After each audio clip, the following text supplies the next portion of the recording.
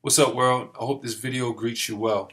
I just want to relay a bit of information for anyone out there coaching children. About a year ago, I was at my nephew's basketball game, Carter. I love to watch him play whenever I get the time. He has just like this smooth little crossover. He's like, bop, bop. Let's go. Billy Buckets. I need you to get some buckets, Billy Buckets. Get it, Carter, let's go! Anyone who knows me knows that my nephews, Corey and Carter, they light up my world. Really, it's like the best thing my sister has ever done for me. But anyway, my sister tells me that Carter has a game in Baltimore City. And I go down there and I'm there watching them play, and I mean, it's not a lot of scoring.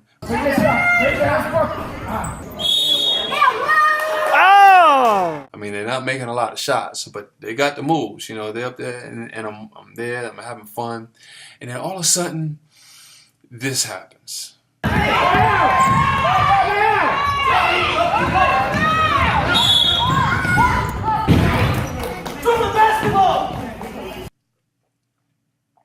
Oh, no, you saw that. Let's watch it again. This man ran up in this kid's face like he was going to punch him. They'd have to put me in jail if that was my nephew. Yo, stop yelling at, don't yell at that dude like that, man. Well, you shouldn't be yelling him in the face like that. You shouldn't be yelling at him like that and embarrassing all these people.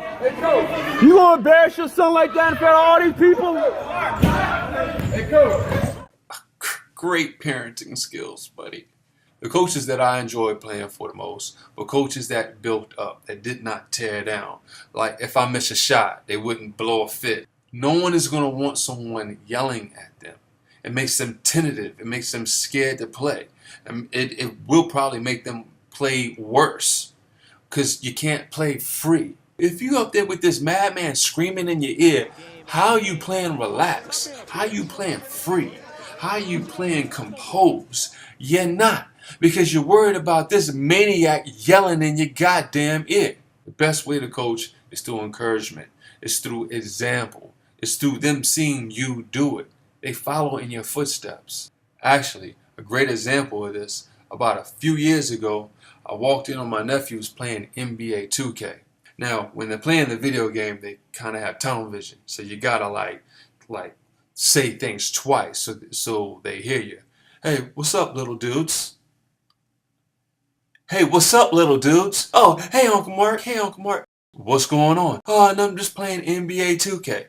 And as I'm watching him play the game, I noticed that he's playing the game almost similar to how he actually plays in real life at this point in his age. You get the ball, you shoot it. You're not passing it. You get the ball, you shoot it. You get the ball, you shoot it. And see, and I knew his father wasn't going to tell him to pass. That's just that his father is a scorer. In fact, you know, it's funny. I was looking back at some of these highlights.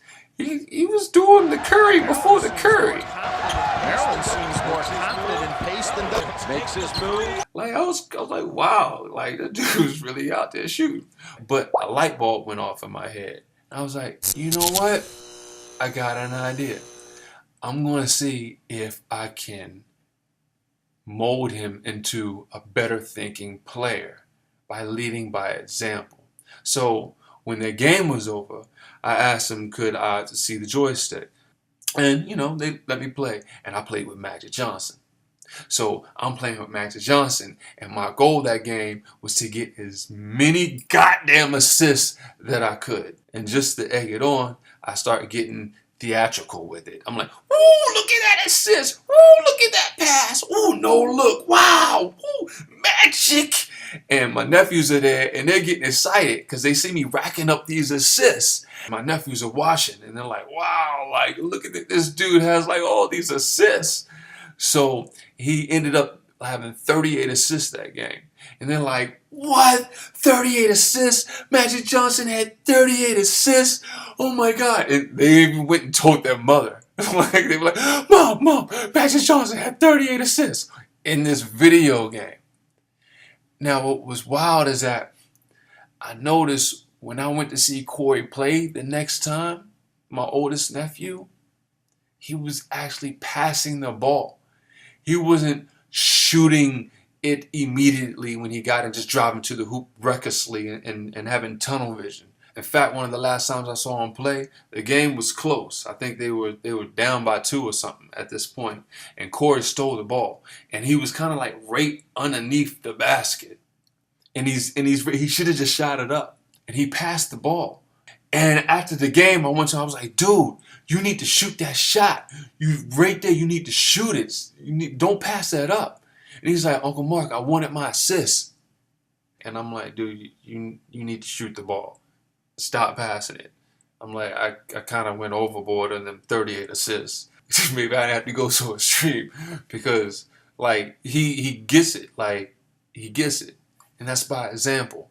If you're up there yelling at your kid, he's seeing this. How do you think he's going to react to his teammates? He's just going to yell at them. But if you're like, hey, don't worry about it, pat him on the back, they mess up. Hey, don't worry about it, you get it next time. He's going to be like that with his teammates. And what's the goal of the team? The goal of the team is to be in unity, to be in unison, to be one, so you can go out there and battle. If you're up there like in friction in your own team, yelling at each other, like every great coach, every good coach knows that you're already done. You already lost the game. So the moral of the story is don't be like this guy. And if you don't believe me, you can ask this guy. So if your coach yelled at you like that, how would it make you feel? You'd be afraid to mess up? Mark My Words Production. What's up, world? It's Marc Marcel. I want to thank you for watching and supporting. I promise to upload more videos and vlogs soon. Let me know in the comments what topics you want to hear me discuss. I want to also leave a few links to my other channel, The Guru's Channel. It's a philosophical parody site with history's greatest philosophers working together to solve the modern world's most dangerous and ridiculous problems.